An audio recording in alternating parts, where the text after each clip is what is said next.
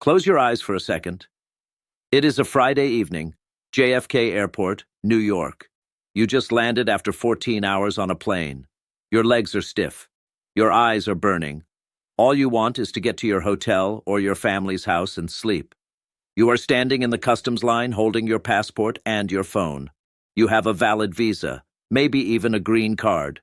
You step up to the CBP officer's booth. He asks you a few standard questions. Where are you coming from? How long are you staying? What is the purpose of your visit? You answer everything calmly, honestly.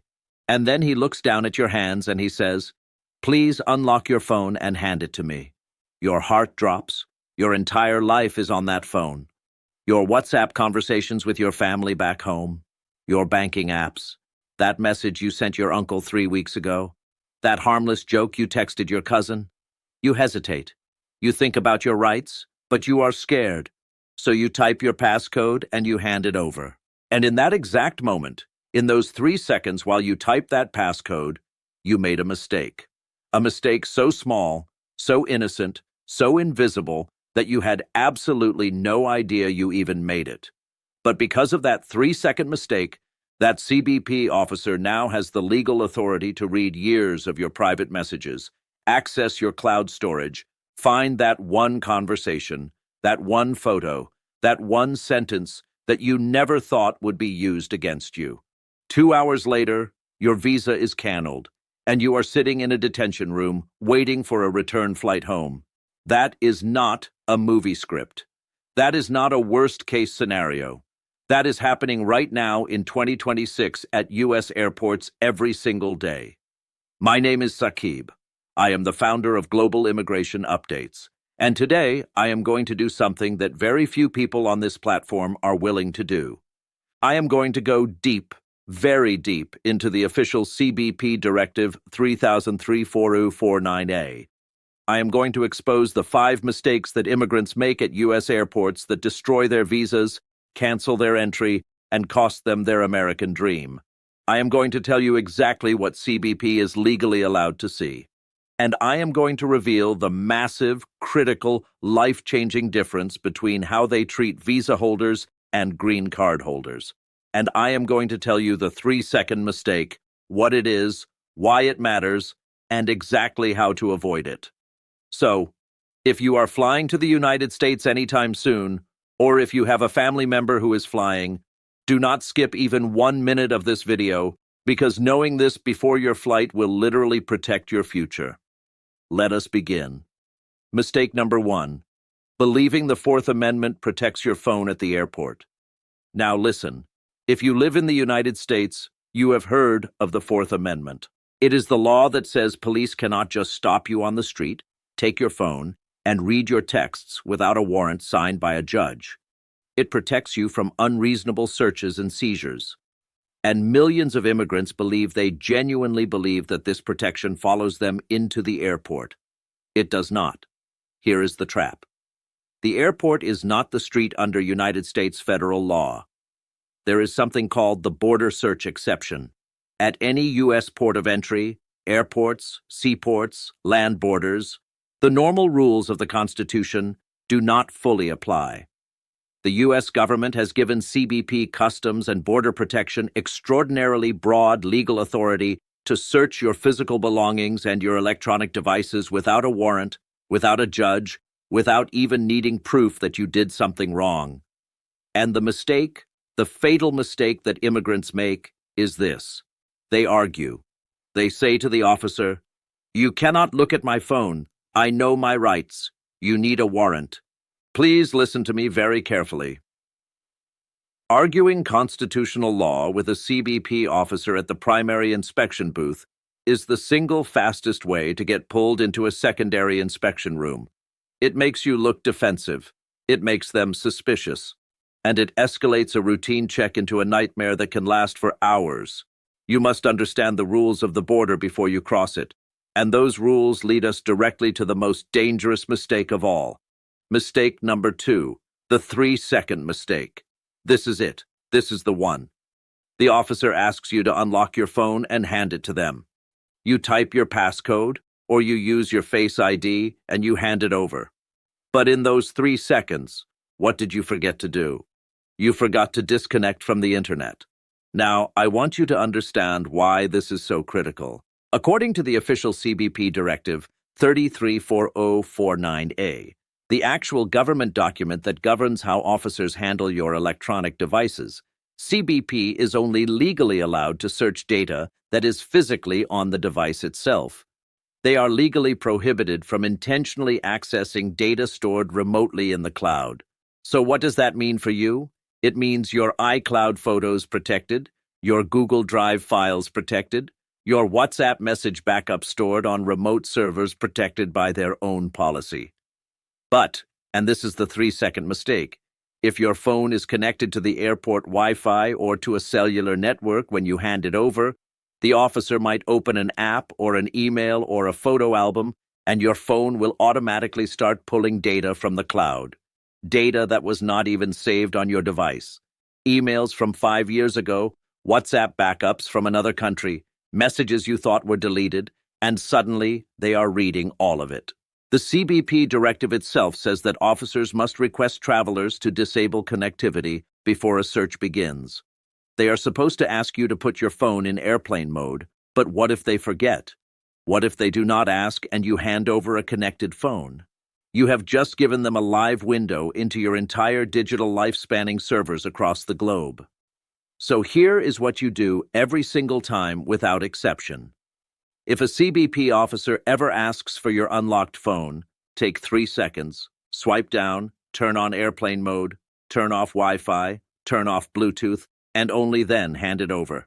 If they ask why you did that, you say calmly, respectfully, "Officer, I am complying with your request. I am restricting the search to local device data in accordance with CBP policy. You are not refusing the search. You are legally restricting it to exactly what the law allows. 3 seconds. That is all it takes. 3 seconds to protect years of your private life." Mistake number 3. Believing your WhatsApp messages are harmless.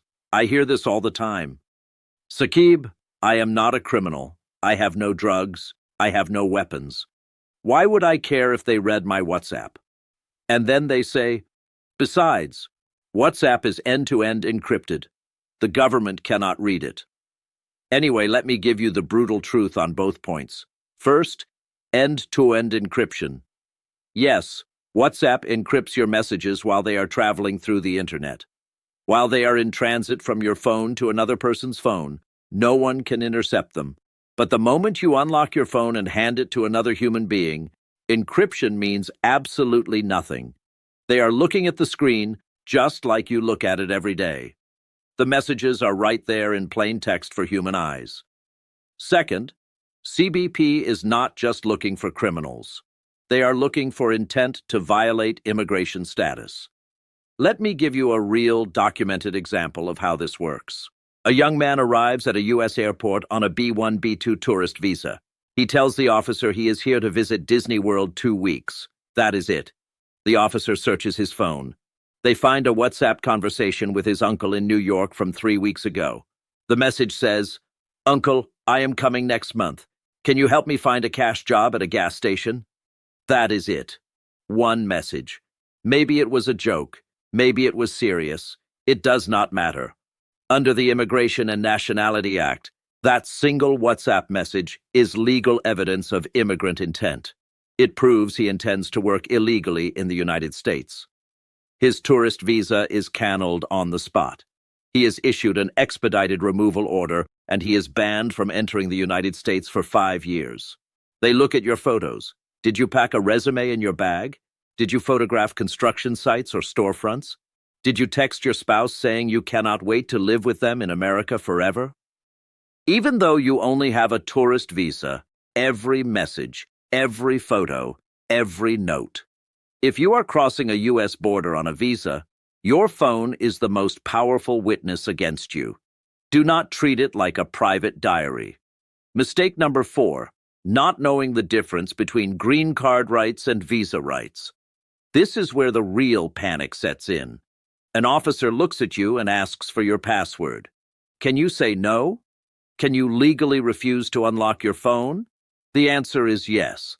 Technically, you can refuse, but the consequences of that refusal depend entirely on what piece of plastic is sitting in your wallet right now. Let me break it down.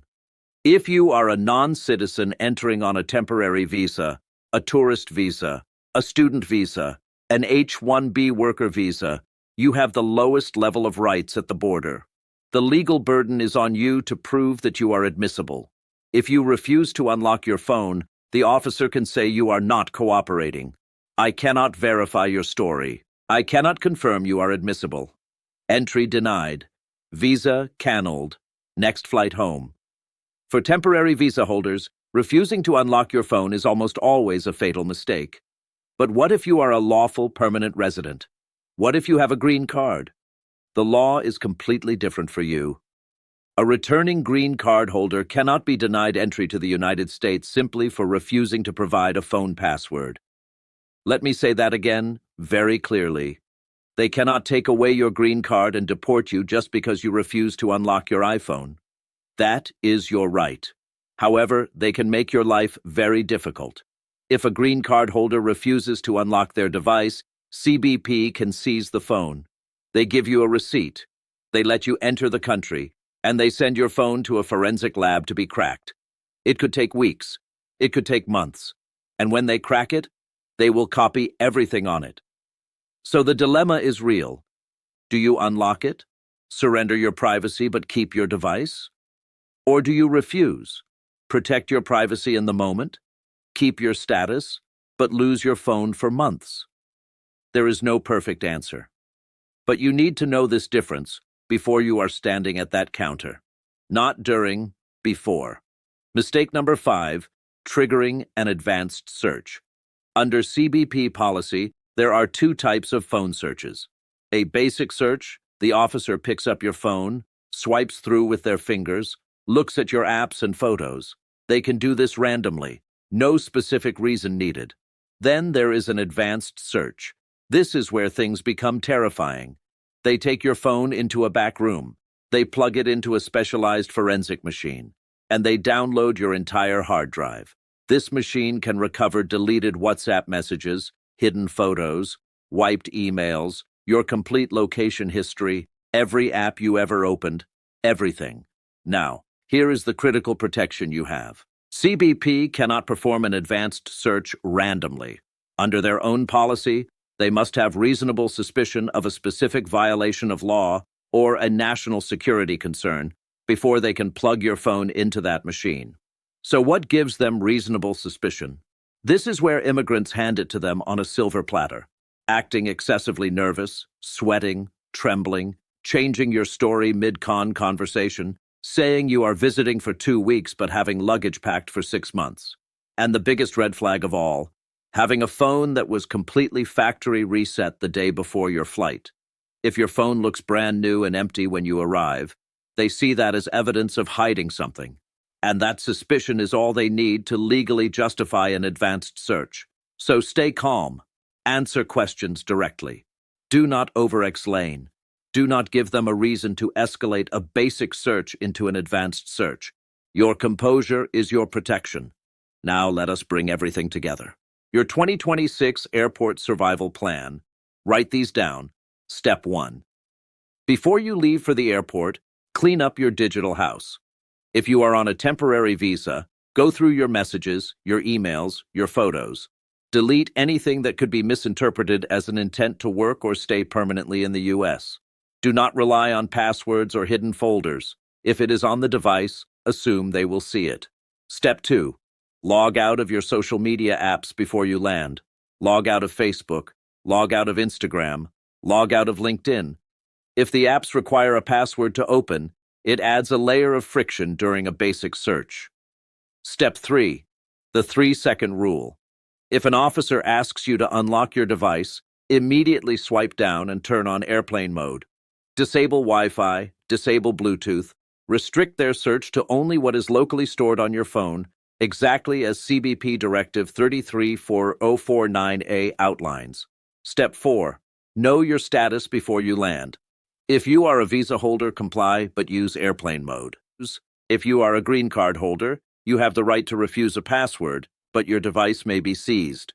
Know your line before you get to that counter. Your privacy is a fundamental human right. But the U.S. border is a unique legal zone where those rights are heavily restricted. The officers are trained to find inconsistencies. You must be trained to protect yourself legally. I am Sakib from Global Immigration Updates. And before I let you go, I have one final thing to tell you. You cannot learn these rules at the airport. It is too late when you are standing at that booth. You need to know them before you pack your bags. And that is exactly why I am asking you to do one thing right now. Look in the description below this video and join our free official WhatsApp channel, Global Immigration Updates. The moment CBP or USCIS changes a single policy, the moment a new executive order drops, the moment there is a new rule that affects your visa, your green card, your family, you will know about it instantly through Global Immigration Updates on WhatsApp. Not the next day, not when it is already too late. Instantly. And download your free rights card from that channel.